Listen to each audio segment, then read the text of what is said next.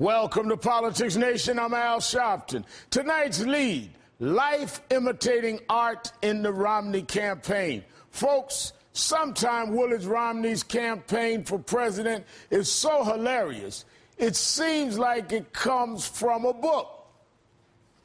It's called The Great Gatsby, all about the super rich and a big party in Long Island.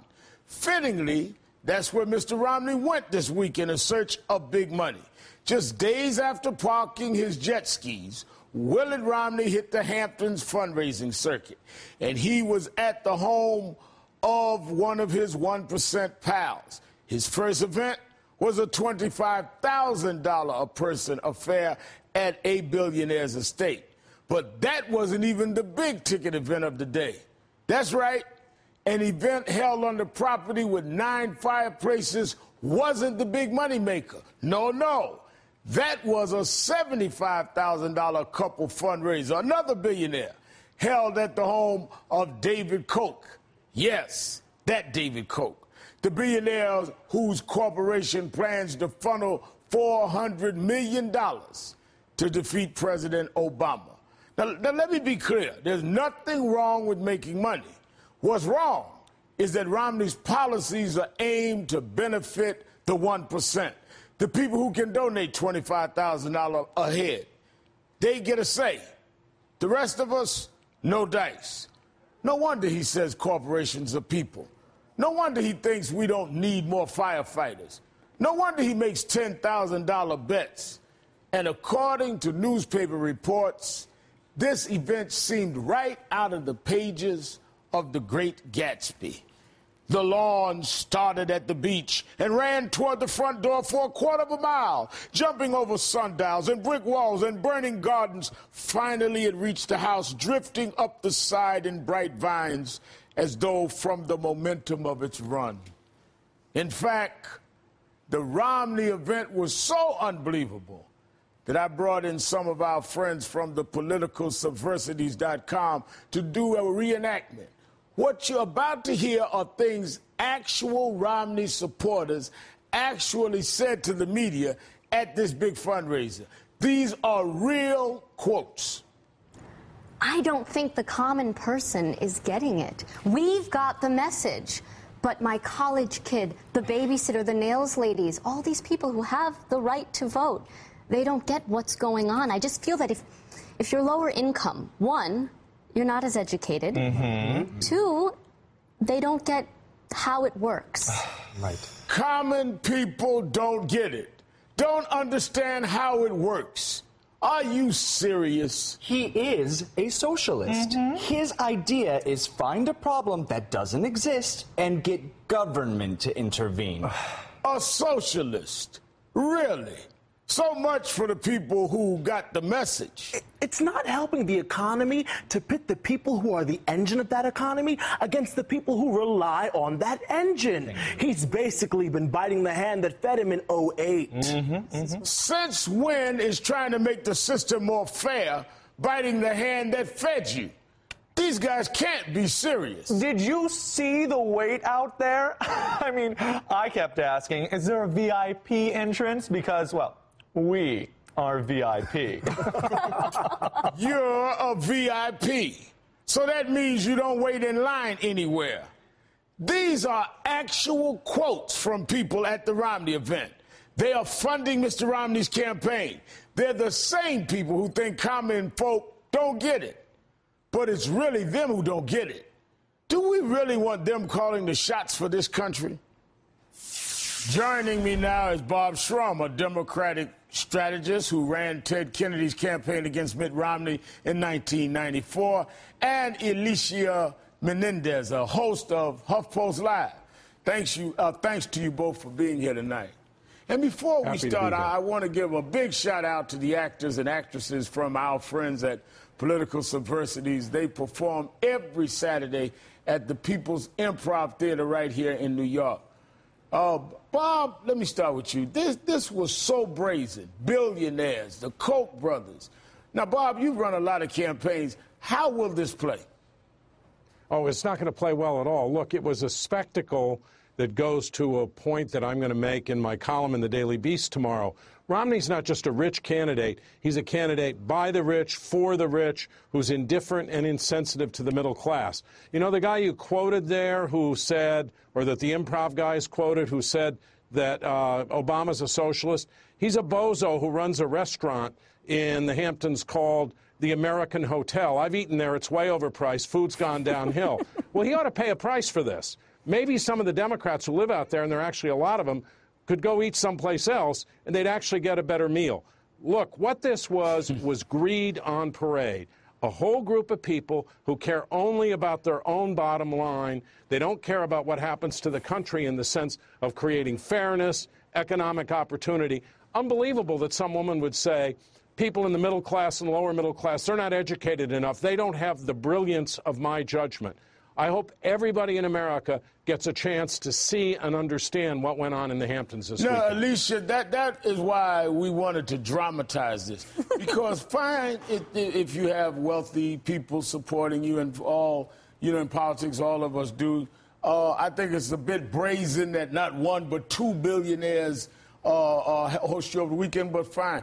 But the language of people, like people that could vote, my babysitter, nail people, they just don't understand how a country ought to work. That kind of arrogance is what I think is very offensive to the American public. They talk about the politics of envy, but perhaps they should talk about the politics of condescension. You know, when you talk about working class people, middle class people in this way, that's when you look at Romney's poll numbers, you come to understand why a majority of Americans view him as being out of touch. It's not about any one thing, right? It's not about the car for your elevators. It's not about your wife saying that she's never considered herself wealthy. It's all of this in the aggregate. And the other problem is it lacks logic, because if the lady at the nail salon, if the college kid went and looked at the policies that Romney is proposing, they don't benefit them, right? Tax breaks for the wealthiest 1% doesn't help the woman who does your nails put food on the table. It doesn't help her plan for retirement. It doesn't help her in any measurable way.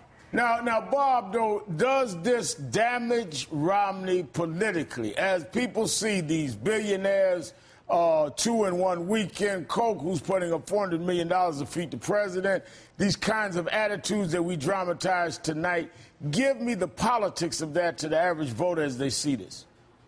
Well, first, it's not that he's rich. As you suggested earlier, that's not the problem. We've had rich candidates, Franklin Roosevelt, the Kennedys, Theodore Roosevelt, but people thought they were not in there fighting for their own class. In fact, Roosevelt was called a traitor to his class. They were fighting for ordinary, hardworking Americans who needed a fair break. Right. Romney, over and over and over again, and not just in this event, gives the sense that he doesn't care about those hardworking Americans. He doesn't understand them. He doesn't have any concern for their lives. There's an empathy gap, and that's going to correlate with what happens in the voting in the fall. No, Alicia, he's correct, because I remember growing up in New York, I was brought as an elementary school student to Franklin Roosevelt's Hyde Park home. Wealthy estate. We all looked up to it because they said this was the guy that cared for common people. So you saw the opulence, but you saw it in the context of this guy came out and fought for us. And he didn't distort the truth. Look at this. Romney claimed the president doesn't have a job plan. Listen. I've got a 5-step plan. We've always encouraged young people, take a shot, go for it. Take a risk, get the education, borrow money if you have to from your parents, start a business. So he's talking about his plan, which no one knows what the plan is. He attacks the president on Friday when the jobs numbers come. We still don't know a substantive plan. And before we can get out of his attack of the president on the job numbers Friday, he's gallivanting around doing a great Gatsby reenactment. I mean, this should be a wonderful time for Mitt Romney. The jobs report was disappointing. The president said so himself. That presents an opening and an opportunity. But rather than taking that opportunity to step up and offer real leadership and say, here's how a jobs report would be different under President Romney, he takes the opportunity to challenge the president, to attack the president. And really, when you look at what Americans want, they want answers, they want real leadership, and they're simply not getting it from this candidate. And I sense, Bob, there's some kind of nervousness even among his own party. Even John Boehner says this weekend, well, America's not going to fall in love with Romney. You've run big campaigns, presidential campaigns. Are you sensing that even his party, established leadership and campaign people are a bit nervous about how he's conducting himself? Yeah, in private, a lot of them will say that he's an awkward candidate. He doesn't even have a sliver of Ronald Reagan's gift. For example, Reagan was a conservative, but he could speak to the common man. He could somehow or other reach in and appeal to those Reagan Democrats. Romney, over and over and over again, bets $10,000, all the other things that you cited at the start of this, says $347,000 isn't very much money, and he makes himself completely out of touch with the concerns of ordinary people. And that's what all the polling is showing. I mean, the Democrats have a 19-point advantage on cares about and understands the needs of the middle class in the latest NBC Wall Street Journal poll. Romney can't win if those numbers stay that way. Alicia, do you think that as he continues to be identified with the 1%, as we continue to see weekends like this and jet skiing, will this drive out a base vote for the Democrats? Will people get so offended that they will come out in bigger numbers saying we can't allow these 1% elitist type to turn back the clock on the things that we value? I don't know that that is actually what's going to drive out a base vote. I think good organization. I think there are a lot of structural challenges, registering, re-registering people, turning them out, getting them to re-buy into the Obama narrative. I think the anti-Romney will account for a part of the Democratic base that is already fired up, that has watched this primary process. But I think when you talk about the Democratic base, that comes down to basic blocking and tackling. And we're going to have to get around some voter suppression schemes, but we'll talk about that later in the program. Alicia Menendez and Bob Schrump, thank you both for your time tonight. Thank you. Thanks, Rob. Coming up, President Obama throws down the gauntlet against Republicans. He's calling on them to roll back the Bush tax cuts for the rich and make the middle class the real priority in America. Plus, decoding the GOP talking points about Mitt Romney. The scientist here at Politic Nation has created a fantastic new machine that translates Republican speak into English. And a Republican fundraiser for Romney is now in charge of helping educate voters in Pennsylvania. What could possibly go wrong?